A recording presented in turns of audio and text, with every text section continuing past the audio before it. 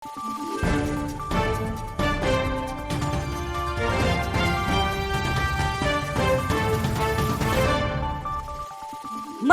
araw, Pilipinas! Ito ang Valiente News hatid sa inyo ng Office of the Vice President. Dinala ng Southern Mindanao Satellite Office sa iba't ibang bahagi ng Mindanao ang pagbabago, ang Million Trees Campaign. Noong 2025 lamang, naglunsad ng tree planting initiative ang opisina sa Mount Apo o ang pinakamataas na bundok sa Pilipinas. Narito ang year-end report ni Jera Gomez. Sa unang pagkakataon, dinala ng OVP Southern Mindanao Satellite Office ang pagbabago campaign sa Mount Apo, ang pinakamataas na bundok sa Pilipinas. Mga punla ng tinikaran o Leptospermum flavescens ang kanilang itinanim. Kasabay ito sa inilunsad na malawakang tree planting activity ng tanggapan noong Oktubre sa ilalim ng pagbabago, ang Million Learners Campaign na isa sa mga flagship program ng opisina sa ilalim ng pamumuno ni Vice President Inday Sara Duterte.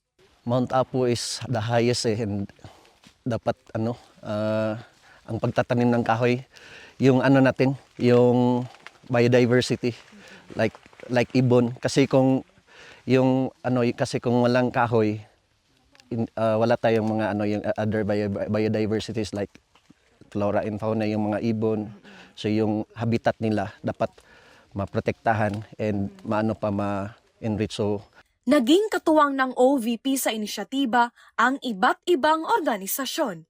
Salamat sa initiative na ganito for our environment, sa ating kalikasan, na nakagawa tayo ng tree growing.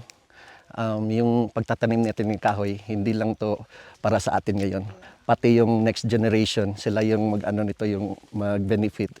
So sana marami pang tree growing activity, and not just for tree growing, pati yung yung mga for maintenance.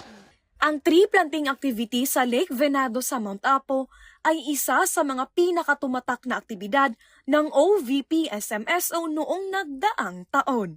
Ako po si Jera Gomez at ito ang Valiente News Year-End Report.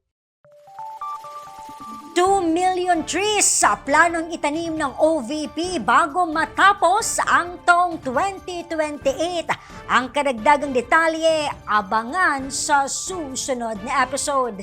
Ako si Claudette Loreto para sa makabuluhan, naninindigan at matapang na mga ulat at impormasyon. Maraming salamat!